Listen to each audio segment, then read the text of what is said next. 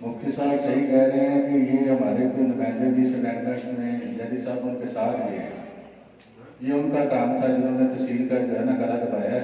इंशाअल्लाह ताला ये मुंतखब होकर ये अमेंडमेंट्स जो है खत्म करवाया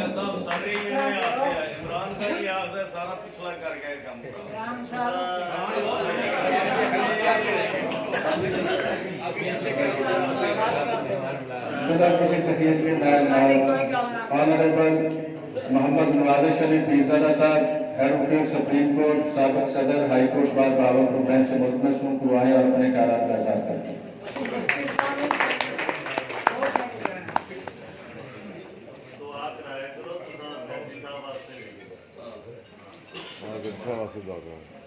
बिस्मिल्लाहिर्रहमानिर्रहीम अल्हम्दुलिल्लाह रब्बिल आलमीन। मेरे बुजुर्ग, मेरे भाई, मेरी बहनें, आसिफपुर की निहायत काबिल एहतराम बाप जनाब सदर जनरल सेक्रेटरी साहब, अस्सलाम वालेकुम। अच्छी रिवायत चल रही है सवाल करने की, और सवाल जब तक आप नहीं करेंगे ना आप अपने सही नुमाइंदे चुन सकते हैं और ना उन नुमाइंदों का एहतसाब किया जा सकता है जो आपसे पहले वोट लेके जाते हैं। मेरा आज किसी पे कोई तनकीद करने का इरादा नहीं है और ना मैं तनकीद को पसंद करता हूं, लेकिन चंद हकाइक इन जनरलिटी नॉट पर्टिकुलर मैं डिस्कस करना चाहता हूं कि नुमाइंदगी के असूल क्या है, कि नुमाइंदा बनकर जब वो आपके इख्तियार को लेकर, चाहे वो आपका तहसील का प्रेसिडेंट हो, चाहे वो हाईकोर्ट बार का प्रेसिडेंट बनाए आप उसको, चाहे आप उसको अपनी सबसे बड़ी regulatory body Punjab bar council का मेंबर बनाए, तो उसके अंदर कौन सी ऐसी खसूसियात होनी चाहिए कि जिसकी बिना पर उसको वोट दिया जाए। हम अपने आप को क्रीम ऑफ द सोसाइटी कहते हैं, हम अपने आप को most sensible part of the society कहते हैं, हम अपने आप को most sensitive part of the society कहते हैं कि जो हर साल जमहूरी प्रोसेस पर यकीन रखते हैं और पूरा साल इलेक्शंस के अंदर रहते हुए कभी तहसील बार के, कभी डिस्ट्रिक्ट बार के, कभी हाई कोर्ट बार के, कभी सुप्रीम कोर्ट बार के इलेक्शंस में हम अपने नुमाइंदे चुनते रहते हैं। हमसे ज्यादा जमहूरी और कोई नहीं है, हमसे ज्यादा जमहूर पर यकीन रखने वाला और कोई नहीं है। हम एक दिन इलेक्शन लड़ते हैं और अगले दिन सुबह 7 इकट्ठे बैठकर चाय भी पी रहे होते हैं, किसी में भी एक दूसरे के सामने होते हैं। ये है जमहूरियत के अंदर रहते हुए एक दूसरे का एहतराम, लेकिन इस एहतराम को मलूज़ खातिर रखते हुए हमें अपने नुमाइंदों से सवाल करने का हक होना चाहिए। पहला खुसूसियत नुमाइंदे में क्या हो कि वो आपकी बात को कम्युनिकेट कर सके, आपकी बात को ले जाकर उस फोरम पर उन अथॉरिटीज के सामने, उन लोगों के सामने जिन लोगों ने बैठ के आपका आज और कल डिसाइड करना है, उनके सामने आपकी बात को अपने अल्फाज में, सादा अल्फाज में जाकर बयान कर सके। दूसरी बात, वो कभी एक जमाना होता था जब लिखते थे ना झुकने वाला ना बिकने वाला, अब हम झुक भी पहले जाते हैं और बिक भी पहले जाते हैं। एक वाहिद वकील था कि जिसको ये काले कोट का बड़ा मान रहता है, और उसका गरूर है ये काला कोट, और वो इस अपने गरूर से अपने माशी हालात, अपने बुरे हालात, अच्छे हालात सबको साथ लेकर चलता है।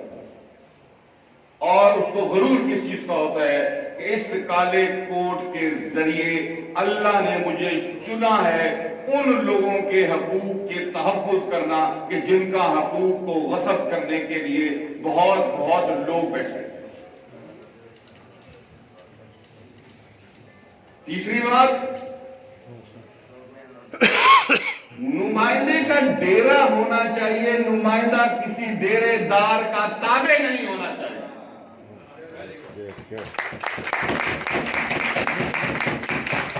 हमें कोई इतराज नहीं कि नुमाइंदे का डेरा हो, उसका सिलसिला हो, उसकी एक पॉलिटिकल एक्यूमेन हो, उसकी पॉलिटिकल सोच हो, लेकिन अगर वो किसी डेरेदार का जाती, मैं लफ्ज नहीं कहना चाहता, आप समझ गए, उसको वो नहीं होना चाहिए। पूछे ना, एक साल में मैं दोबारा आया तो रिपीटर का लफ्ज शुरू हुआ। आज के रिपीटर तो ही काम बंदे होता है।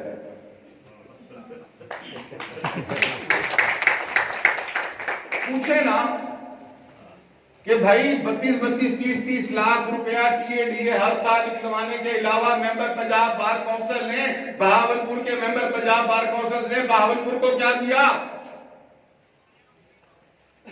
पूछे ना कि हम जब बहावलपुर से लाहौर जाते हैं तो हमारे सर फखर से नहीं उठते, हमारे सर शर्मिंदगी से झुक जाते हैं जब वहां पर जाकर हम अपने मेंबरान की कहानियां सुनते हैं।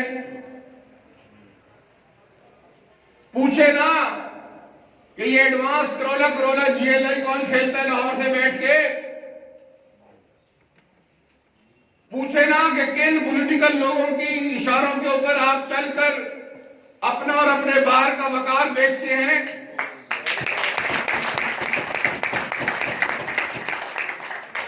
ये जनरलिटी है, पर्टिकुलरिटी नहीं है। आप उसको पर्टिकुलर समझ लो तो ये आपकी समझने की बात है, मैं जनरलिटी की बात है।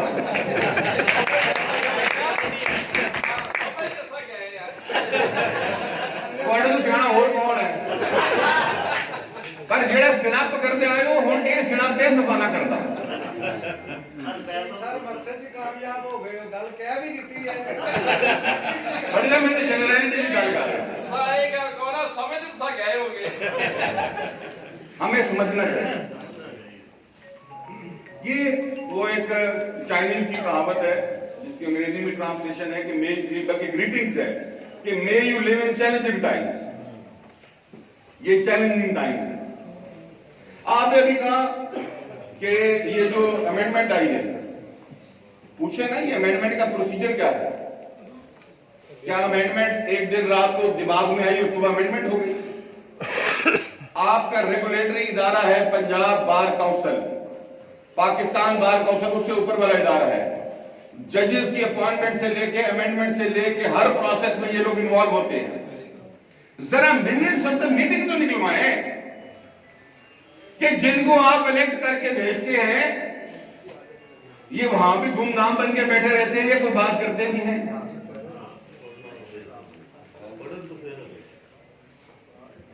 ये जिया साई वाली जेड़ी है ना रिवायत खत्म करने को।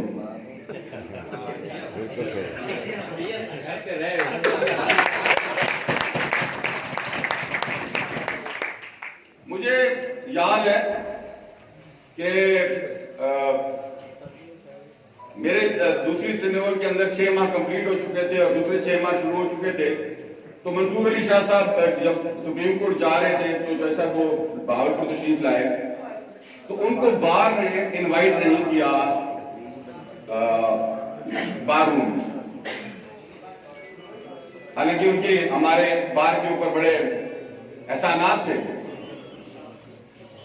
तो मुझे उन्होंने उस चाय में बुलाया तो, लेकिन मैं भी बड़ा अपनी तरफ से नाराजगी के हिसाब से गया कि शाह साहब बार में क्यों नहीं है। तो वहां पर जजेस साहबान भी खड़े थे और वहां पर एक तकरीर हुई, तो एक एहलकार ने सराइकी में तकरीर की। तो शाह साहब ने कहा कि मुझे सराइकी जुबान बड़ी पसंद आई और मैं ये जुबान सीखना चाहता हूं। तो मैंने कहा सर ये जुबान सीखिएगा मत कि सुनने की हद तक मीठी लगती है। कहते क्यों? इतनी अच्छी जुबान है, मैं ये सीखना चाहता हूं। मैंने कहा सर हर जुबान सीखने के साथ उसके जो फवायद और नुकसान हैं वो भी साथ उठाने पड़ते हैं। नुकसान क्या है? मैंने कहा जी हम हैं रेत में धसे हुए लोगों की जुबान है सराइकी। और जब मैं सराइकी कहता हूं ना, मैं किसी की कौमियत के ऊपर बात नहीं कर रहा था, मैं इस पूरे वसेब की बात कर रहा था। जिन्होंने वसेब का नारा लगाया था आज उनकी कंपेन करने वाला कोई नहीं है। वसेब वो है जो इस यहां पर बस रहा है, वो कोई भी जुबान बोले वो हमारा वसेब है। तो मैंने कहा सर ये जो जमीन में जब रेत के अंदर पांव धसे हो ना, तो अपने पांव में यकीन नहीं होता और निगाह झुकी होती है, सर झुके होते हैं, हाथ बंधे होते हैं, हम अपनी बॉडी को बैलेंस करने की खातिर खड़े होते हैं। अगला समझता है सही ये बड़ी आज़दी है। वो सारे शोधे में पैर होंगे तो खड़े क्यों? मैंने कहा जैसे सेंट्रल पंजाब है हमवार जमीन है, उनको अपने पांव पे यकीन होता है, वो आंख में आंख डाल के बात। फिर आगे आपका पोटोहार है, पहाड़ी इलाका, वो हर कोई इस तरह ऊंचाई से खड़े होकर हर किसी को नीचे की तरफ देख के बात करता है। ये नहीं है कि हमारी कोई ये वो है यानी कि कमी कोताही है, हमारी जमीन का मसला है। अब हमें बड़ा आसान सा जुमला बोल के बाद में लाहौर में बैठ के हमारा मजाक उड़ाया जाता है। बहुत अच्छी बात है, बड़ी इज्जत वाली बात है, हम इनको फाइन करें चुप रहते हैं, हम इनको डांट दें चुप रहते हैं, हम इनके सीनियर्स की बेइज्जती कर दें ये चुप रहते हैं, सिटिंग प्रेसिडेंट को हम फाइन कर दें वो चुप रहता है। जी माय लॉर्ड, जी माय लॉर्ड, जी माय लॉर्ड। वो एक दिन किसी भी सीनियर जज ने कहा ये माय लॉर्ड के अलावा भी कोई आपके पास आर्गुमेंट हैं? ये जो बिछ जाना हमारा है और अपने गरूर को, अपने इस काले कोट को जो हम अपना गरूर समझते हैं, उस गरूर के बिछ जाने की वजह से ये कमेंट्स हम पर पास किए। मैं ये नहीं कह रहा कि आप आज डांगा सोटे चालो, नहीं। आपका नुमाइंदा वो हो जो आंख में आंख डालकर, चाहे वो जज हो, चाहे वो चीफ जस्टिस हो, चाहे चीफ जस्टिस ऑफ पाकिस्तान हो, चाहे वो प्रेसिडेंट ऑफ पाकिस्तान हो, आपके हकूक की खातिर उसके साथ आंख में आंख डालकर बात करता है। अब बात कैसे करें? चौधरी साहब मुझे अगर जज बुला के सिर्फ ये पूछे पीरजादा आपकी उम्र हो गई है, और मैं कहूं सर जी बिल्कुल मैं तो 45 साल से ऊपर हो गया हूं। अच्छा मेरी गुड विशेज आपके साथ हैं। अब सुबह उठ के वो मुझे फाइन करे तो मैं तो 50,000 क्या 2 लाख का फाइन देने को भी तैयार हूँ। भाई मेरी तो उम्र गिर पूछी है, शायद मेरी बात चल रही है, शायद मैं इस कुर्सी पे पहुंचने वाला हूँ। ये कुर्सी मेरे रब ने दी, ये मेरे रब की तरफ से इज्जत मिली है जिसको भी मिले, और रिस्क भी मेरे रब ने देना। मत परेशान हो अमेंडमेंट्स वगैरह, आपका रिस्क आपको तलाश होकर आपको मिलेगा। ये मेरे रब का आपसे वादा है। जिस दिन आप इस चीज की बुनियाद के ऊपर अपनी वकालत शुरू कर देंगे, आप देखिए आपके रिस्क के अंदर कितनी रवानी आती है। मत घबराएं इन चीजों से, काबिलियत आपको आगे लेके जाएगी। मेरे वालिद मरहूम अक्सर मुझे कहा करते थे,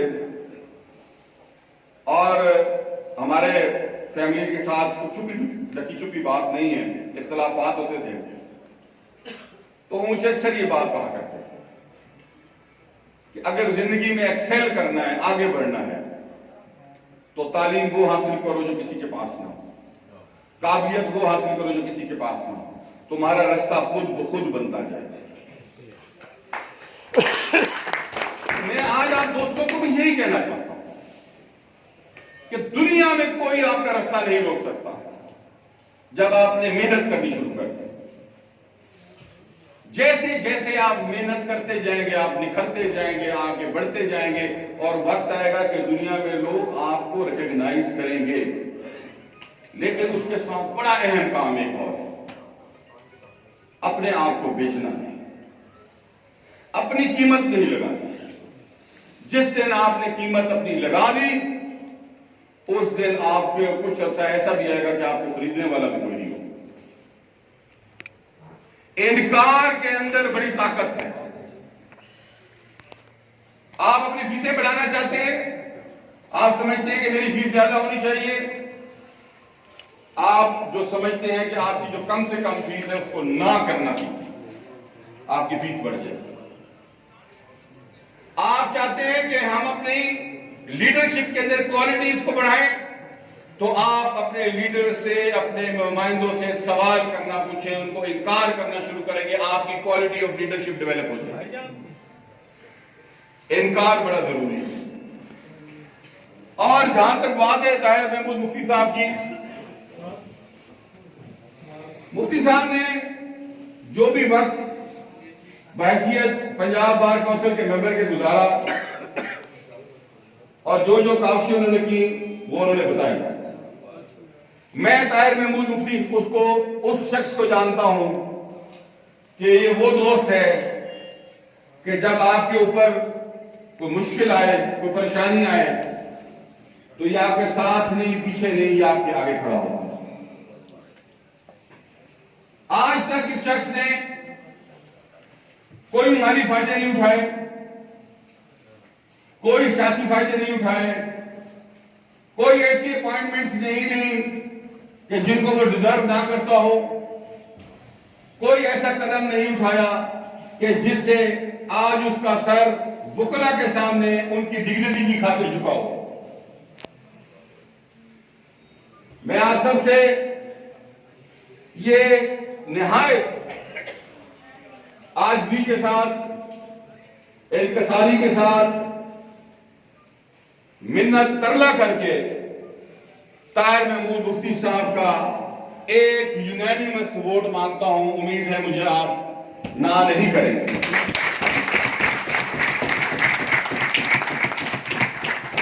चॉइसेस आपकी हैं, आप लोगों ने चॉइसेस हैं, आप उन चॉइसेस को सोच समझ कर इस्तेमाल कीजिए। मैं आपको इतना यकीन दिलाता हूं कि इस इलेक्शन प्रोसेस के कंप्लीट होने के बाद और आगे आने वाले वक्तों में हमने पहले भी साबित किया और अब भी साबित करेंगे कि हम एक मेयार छोड़ेंगे, उस मेयार से नीचे लोगों को नहीं आने देंगे, उस मेयार से ऊपर लोगों को जाना पड़ेगा, उस मेयार से नीचे नहीं आने देंगे। इसके साथ साथ आपका बहुत बहुत शुक्रिया। पाकिस्तान जिंदाबाद।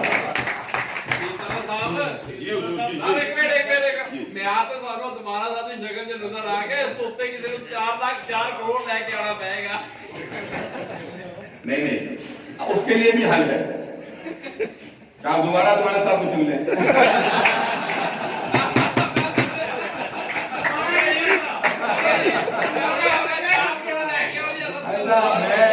मैं ये गुजारिश करता हूँ जी, आप दोस्तों को अकोमोडेट करते हैं सर, आपको भी हमने बिल्कुल किया, बहुत इज्जत दी जनाब। बेशक। इसी तरह मैं आपकी बात काट रहा हूँ। मैं अगर आज उन दोस्तों का शुक्रिया अदा ना करूँ, आप यकीन करें, मैं अभी भी चैम्बर में बैठा हुआ था तो मैं कह रहा था कि ये 3 लोग जो हैं, इन लोगों ने अच्छा खासा, मैं लाहौर में प्रैक्टिस करता था, मुझे वहां से उठा के भगा के बहावलपुर ले आए, बहावलपुर से आसिफपुर ले आए, अब मुझे यही का रक्स है। मैं उसमें आज बड़ा मिस कर रहा हूँ इशफाक गिलानी को। अल्लाह ताला उसको सेहत दे, अल्लाह ताला उसको सेहत की कामना अता फरमाए। वो हमेशा हमारे साथ हमारे हर जद्दोजहद के अंदर शामिल हो।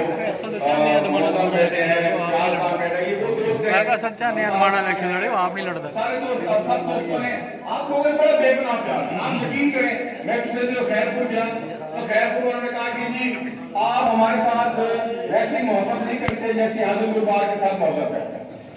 मैं कहा देखें मोहब्बतें रेसिप्रोकेट होती होती।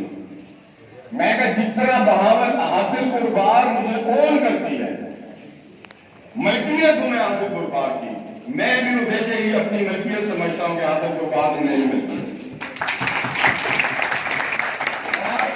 दोस्तों की ओनरशिप होनी चाहिए, ताल्लुक इंसानों का होगा। और हम इस दुनिया में वो कहते हैं ना कि सोशल एनिमल, तो जो सोशल एनिमल है उसने एक सोसाइटी के अंदर रहते हुए चीजों को साथ लेके, दोस्तों को साथ लेके चला था। आपका सवाल था जो बात आता ये सवाल मेरा ये था कि हमारे अक्सर जो दोस्त हैं ना, जब कामयाब होते हैं तो वो आंखें जो है ना बिल्कुल ही वो माथे पे रख लेते हैं। ये सच्ची बात है सर। ये नहीं, मैं सर सवाल है मेरा, ये लास्ट जो हमारे प्रेसिडेंट थे सर, उनको हमने वोट दिया, सपोर्ट की। मेरा एक जाती केस था, जब बहावलपुर गए उनके चैम्बर में सर, प्रेसिडेंट थे हाई कोर्ट के, अब भी हैं अभी, तो उन्होंने मुझसे 2 लाख रुपए, मेरा जाती मेरे नाम की रेट पिटीशन थी, उन्होंने 2 लाख रुपए मुझसे डिमांड की। तो मैं नाराज होके आ गया जनाब। फिर वो मुंशी साहब को भेजा बाद में, कहते चलो यार अब्बासी साहब ने हमें वोट दिए थे, 80,000 जो है ना काफ़ी है। तो मेरी भी मजबूरी थी सर, मैंने कहा ये प्रेसिडेंट है, हमें रिलीफ मिल जाएगा। वो 80,000 भी उन्होंने लिया और रेट भी खारिज करवा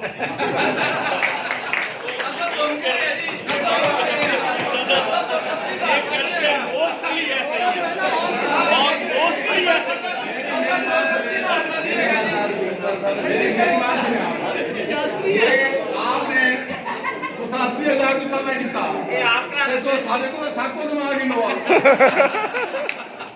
ये बहावलपुर वाले ऐसे ही करते हैं। मैंने कई सीनियर वकीलों को केस रेफर किए, जब भी हमने फोन किया जी वो पेशी में पता करता हूँ, बताते हैं नहीं पता लगा मुझे